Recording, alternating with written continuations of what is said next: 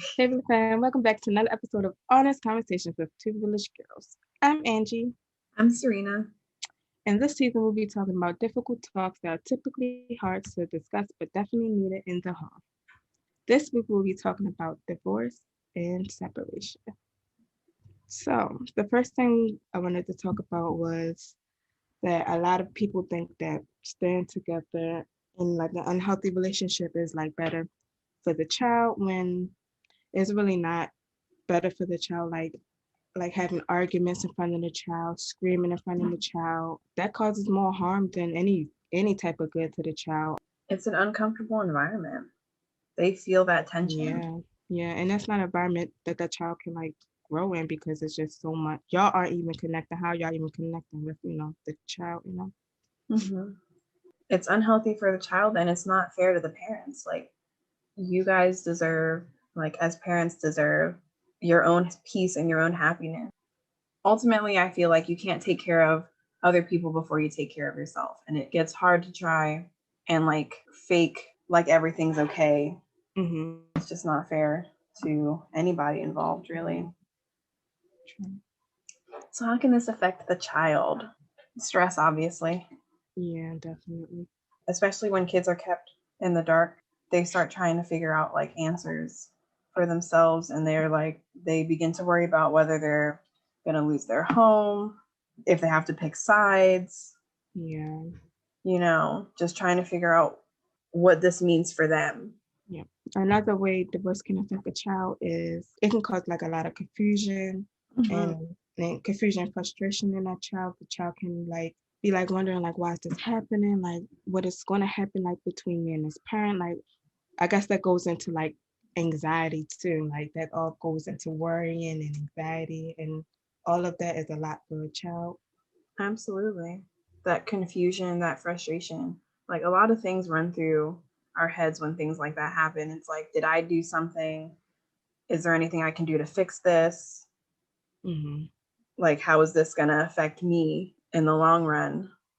When children aren't informed on these kinds of things, we can see depression in them as well. Like, I think depression probably comes from like the just the change of it of everything like because divorce and separation a lot of change happen like you never know like if you're going to be with this parent this weekend this parent this week or it's just a lot of change on the child and it can be like very depressing. I guess it can put them in a depressed mood and not want to like enjoy anything. yeah, absolutely. Especially when you used to be able to enjoy both parents at the same time, and now suddenly it's like doing twice the work essentially. You're going to go out for ice cream with one person and then go out for ice cream later with the other person. It might become exhausting trying to like manage both sides, and it's also like almost unfair to ask the child to act like everything's okay when they're going through something too, even though it wasn't their relationship ending, it was their family that separated, and having to accept that and learn to deal with that. It's like it's a an adjustment period. Yeah, definitely. I found it interesting that studies found that this is higher in children that have divorced parents. hmm That was interesting to me. Yeah. A lot of conflict can arise from like divorce. One big thing is that like we were saying, like one thing that will change the most is like being with both parents. Now they have to be like with either or. In most cases, the child will be staying with their mom, so they would most likely be seeing their dad less. But that's like a lot of conflict that can cause conflict in a child because at first they are seeing that both parents all the time. They're always hanging out, spending time together, whatever the case is. But Yeah. now since their parents are divorced, it's just like, okay, I'm with mom now. I'm with mom maybe Monday through Friday or something like that. And then I go with dad. Mhm. And that's a conflict in building that relationship now between with the parent.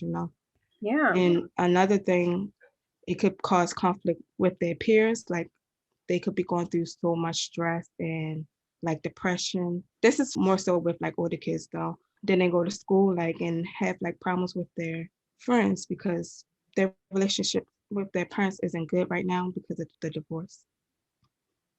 That's true. especially in situations where like they're seeing two-parent households with their friends. Yeah. It's just like, well, what is this like? Because I don't have that kind of thing. Hmm. Because of those conflicts, we can also see like behavior problems start to come up because they're still trying to like manage those feelings after the divorce or even during the divorce process, Hmm. having that separation, trying to figure out how best to deal with it. Because in a typical situation, they're not really like they're just kind of in the middle without anyone really trying to figure out what is best for them in their eyes. No one really asks the child what they want out of it. It's more so, I want my child. And then they start battling over who gets the child. Hmm. And so seeing all that fighting, it just kind of, it sits with these kids. Yeah. And then they start, whenever they go out, in school, wherever they're Mm-hmm. going, they might like have those behavioral problems in school, act out. Yeah. And that's just how they, that's just how they are dealing with, the divorce. Exactly. This goes along with like the confusion part. Like they start to like blame themselves. Like, am Mm-hmm. I the reason why my parents are going through the divorce, or am I the reason why my parents are like, why me? Like they just start blaming themselves a lot, and Yeah. When they aren't being like, when they aren't in the loop with the communication. hmm And when bringing them into the conversation doesn't mean you have to tell them about the lawyers and the lawyer fees, like, but yeah, having those age appropriate communications and letting them know in advance to help them prepare as the process goes on. It decreases the chances of them blaming themselves or feeling guilty, that kind of yeah, thing. hmm Change is a big part of divorce because ultimately their life is now being spread out into two different households, and this could affect the child. There's changes in the environment, change of home, change of school. So now we're gonna just like talk about a few ways how we can support like children through like this process. And one thing is that parents play like the most important role in this process, showing your child that y'all working together, regardless of what y'all going through, being strong for your child, like just keep maintaining the relationship that y'all have with your child so that they know that although like this bad situation is happening, I'm not losing my parents. That's the biggest thing. Absolutely. I think that's so important to let them know that regardless of what's happening in the adult life, anything and everything that will be done, there will be parents there and loving and supporting them, and that their love doesn't decrease because the parents are separating. They Hmm. have that they still have that positive relationship either way. Yeah. It's also important to observe your child during this challenging time, during the change and during the conflicts. Remember that you know your child most. Hmm. If you start seeing different behaviors, for example, if you see that your child isn't doing a lot of the things they used to enjoy, finding ways to help get them excited and get them back into their regular routines and activities to help normalize the fact that things are going to be okay Yeah. and that change isn't always a bad thing. Yeah. We as teachers see that a lot with like sudden changes in child behavior. And I've had to talk to parents to figure out why a child's behavior has suddenly shifted, or if they've gotten enough sleep, for example. I've had to ask parents, this child was very agitated today and cried a lot more than they normally do. Is everything okay at home? Is there anything we can do as teachers to help support you? This is where the village comes in, of course. Hmm. Knowing your village, knowing your support system for parents and children, because ultimately what we want is to encourage those healthy relationships and getting back to quote unquote normal as comfortably as possible. Another thing you want to do is just make sure to help the child feel safe as possible in both environments, because, like you say, it's going to be a change of environments. Mm-hmm. Making sure that they're safe in both environments is a big factor when going through this process. Another thing is to try to co-parent peacefully, like all the unnecessary arguments or all the screaming, yelling, and stuff. Like that's just added stress onto the child, so it's really not needed. So when you are co-parenting, try to do it peacefully, civilly, like making sure that you're showing your child that you're still working as a team, regardless of what's going on. You're their role model, so you're showing them how to get through bad situation, bad things. And another thing with that co-parenting is making sure that discipline is still consistent as possible. Absolutely. Just making sure mom and dad has like the same general like discipline. Mm-hmm.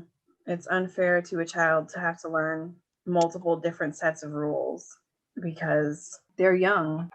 Hmm. It could be confusing too to Yeah, them if they're young too. because they have to learn rules at school. Then now they have to learn rules at mom's house and rules at dad's house. Yeah, And and that could be another conflict because like if their rules are different, like if mom's rules are different from dad, like mom more like relaxed and dad is more strict, or vice versa, then mm-hmm, they might tend to like favor a parent more just because like they can get away with a few more things than the other parents. Yeah. exactly. And then even more on the conflict side, they might start arguments with their parents. Well, why aren't Mm. you like dad? Dad lets me do Yeah. this. And then they're constantly going back and forth and ultimately running the household, it sounds like, Yeah. because now they've got all the answers. Mm-hmm. And in co-parenting peacefully, it's important to understand that it's okay to disagree. It's Mm-hmm. not okay to do that in front of the child.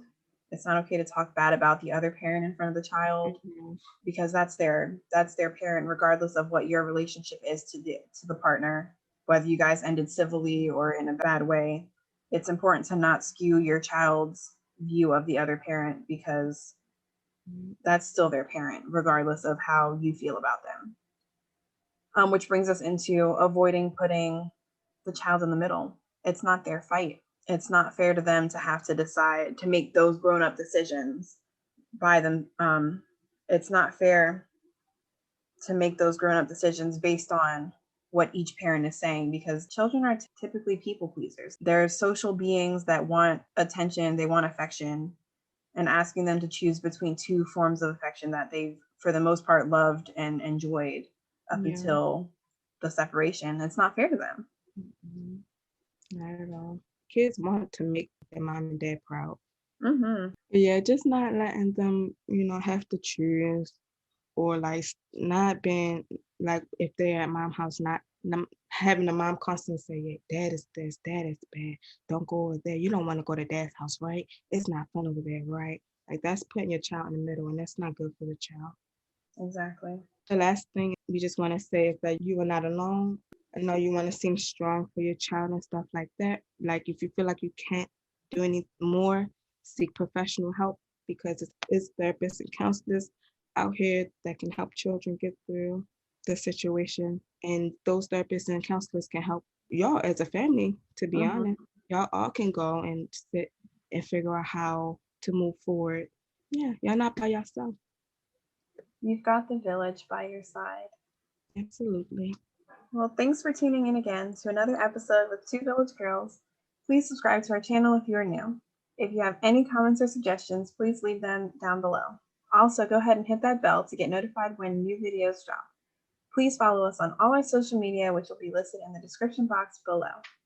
As always, we want to send you out with some positive vibes to get you through the rest of your week. This week's inspirational quote had an unknown author who said, there can be a unity despite there being a separation. We are all building a new life together, and their opinions matter. Thanks, Villa fam. Bye. Bye.